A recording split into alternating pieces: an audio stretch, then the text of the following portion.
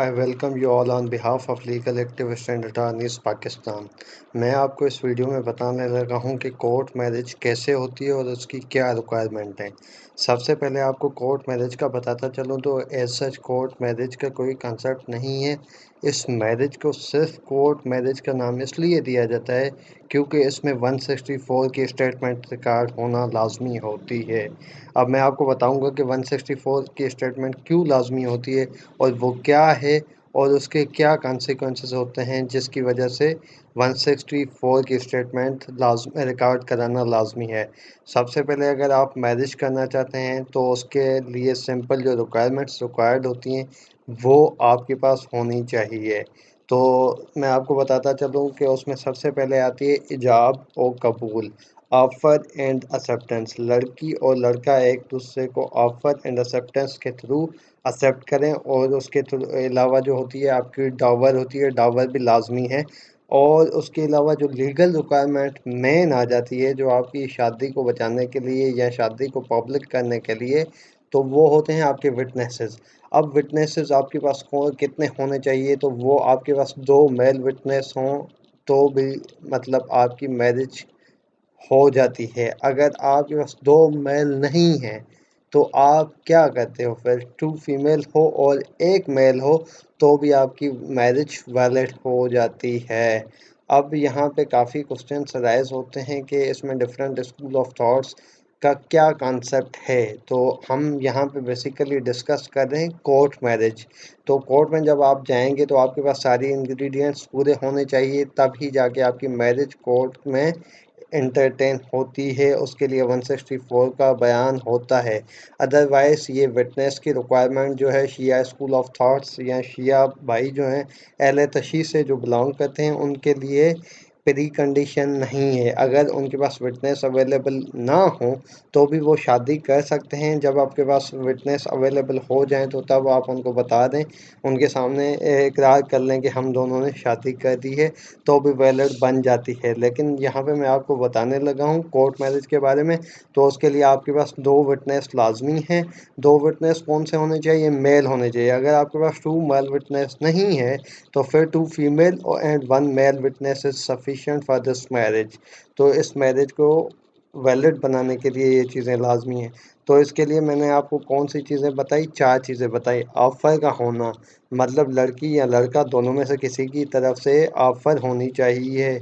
इजाब होना चाहिए कि मैं आपसे शादी करना चाहती हूँ या मैं आपसे शादी करना चाहता हूँ। और इनमें से किसी एक की तरफ से क्या होनी चाहिए? कबूल होनी चाहिए, वो दूसरे बंदे को कबूल कर रहा हो। और तीसरी इंग्रेडिएंट कौन सी है? तीसरी इंग्रेडिएंट आपकी है डावर। जो डावर मीन्स सिंपली आप जो अमाउंट होती है, कोई ऐसी भी वैल्यूएबल चीज़ गोल्ड वगैरह हो सकती है। और उसकी फोर्थ कंडीशन कौन सी है? विटनेस का होना, गवाह का होना लाजमी है।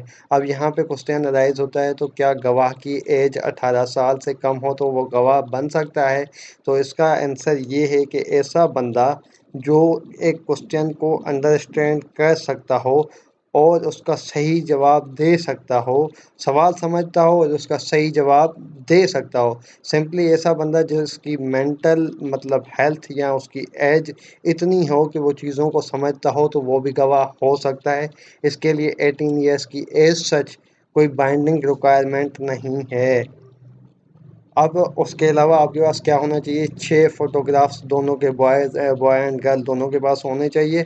और बेहतर ये है कि दोनों के पास प्रूफ ऑफ एज होना चाहिए कि वी आर 18 ईयर्स ओल्ड, हम 18 साल के हैं, हम शादी करने की एज के काबिल हैं। तो ये चीज़ें आपकी वैलिड होती हैं और ये आपको पॉजिटिव इमेज देती हैं। अगर कोई लीगल इशू भी आता है तो उसको आप सेफगार्ड कर सकते हैं। समटाइम्स ये इशू आ जाता है कि लड़की की तरफ से कहा जाता है कि इसकी, लड़की वालों की तरफ से कहा जाता है कि इसकी एज छोटी थी, शी इज़ नॉट मतलब मैच्योर, वो मैच्योर नहीं है, तो क्या उसकी शादी हो गई है तो क्या वैलिड होगी या नहीं होगी? तो मैरिज तो बहरहाल वैलिड होती है, लेकिन ये है कि समटाइम्स उसके कॉन्सिक्वेंसेस डिफरेंट होते हैं। तो इसके लिए मैं कह रहा हूँ कि सर्टिफिकेट होना लाजमी है, या कोई आपका CNSE है या बर्थ सर्टिफिकेट है या स्कूल का कोई सर्टिफिकेट है, या ऐसा कोई और डॉक्यूमेंट सच एज़ पासपोर्ट हो गया, तो वो वैलिड डॉक्यूमेंट काउंट होते हैं। अगर ये चीज़ आपके पास नहीं है, आपके पास प्रूफ ऑफ एज नहीं है, तो उसका भी मैं आपको बता देता हूँ कि क्या होना चाहिए। लड़की जब अपना 164 की स्टेटमेंट कोर्ट में देती है, तो वो वहाँ पे डिक्लेरेशन देती है कि आई एम मैच्योर इनफ और मेरी इतनी उम्र है, मैं बालिग हूँ, तो वो वैलिड मैरिज कंसिडर होती है। अब इसके अलावा दोनों की फ्री कंसेंट होना लाज़मी है, और इसमें फ्री कंसेंट का जो एफ़िडेविट है वो मोस्टली गर्ल की तरफ से दिया जाता है कि मैं अपनी राज़ खुशी से ये शादी कर रही हूँ, मेरे ऊपर कोई प्रेशर नहीं है, मुझे ना किसी ने डराया है, ना किसी ने धमकाया है। तो इसको कहते हैं फ्री कंसेंट एफ़िडेविट, जिसे आप स्टाम्प पेपर पे मतलब तहरीर करते हैं और उस पे लड़की साइन करती है, दोनों के फ़ोटो होते हैं, पार्टीज़ के नाम होते हैं और कौन सी जगह से कौन से स्टाफ मेंबर ने लिखा होता है, और उस पे आपके विटनेसेस के साइन कराए जाते हैं कि इन्होंने हमारी मौजूदगी में ये कंसेंट दी है। और इन्होंने सिंपली फ्री कंसेंट का मतलब बताऊं तो राज और खुशी से शादी करना। अब इसके अलावा मैं आपको बताऊं कि कौन सी रिक्वायरमेंट है, वो तो है आपका निकाहनामा। अब निकाहनामा जैसे सिंपल निकाह होता है, निकाह रजिस्ट्रार के पास आप जाते हैं, वो आपको निकाहनामा वैलिड निकाहनामा इशू कर देता है अपनी ऑफिस के थ्रू। और फिर उसके बाद आपके उससे पहले आप फ्री विल का एफिडेविट ले चुके होते हैं। उसके बाद आप ये सारे डॉक्यूमेंट लेके, आपके पास जो भी सर्टिफिकेट ईटीसी बन जाते हैं, ये सारे लेके आपका वकील क्या करता है, आपको कोर्ट में पेश कर देता है। वहाँ पे क्या होती है, आपकी 164 की स्टेटमेंट रिकॉर्ड होती है। ये मोस्टली सेशन जज के पास होती है। तो इसमें क्या होता है, बेसिकली लड़की कहती है कि मैंने अपनी राज़ो खुशी से ये शादी की हुई है और मुझे ना किसी ने डराया है, ना धमकाया है, और मैं आकिल बालिग और अपना बुरा भला समझ सकती हूँ, सोच सकती हूँ। तो ये स्टेटमेंट देकर वो क्या करती है, अपनी मैरिज को वैलिड बना देती है। अब इसका मकसद क्या है 164 का, ये होना क्यों लाजमी है? समटाइम्स ये होता है कि आपके बेसिकली जो ससुराल हो गए आप, या लड़की वाले हैं, वो क्या करते हैं, अबडक्शन का पर्चा करा देते हैं या किडनैपिंग का पर्चा करा देते हैं कि हमारी लड़की को अगवा किया गया है, डराया गया है, धमकाया गया है, उसको फोर्सली मैरिज के लिए कंपेल किया गया है। जब आपके ऊपर क्या होता है, फिर एफआईआर हो जाती है। अब एफआईआर को ख़त्म करने के लिए, क्वाश करने के लिए ये स्टेटमेंट लाजमी होती है। 164 की स्टेटमेंट होना लाजमी होती है। अगर ये स्टेटमेंट नहीं होगी, तो आपके खिलाफ कानूनी कार्रवाई या आपकी फैमिली के खिलाफ कानूनी कार्रवाई हो सकती है।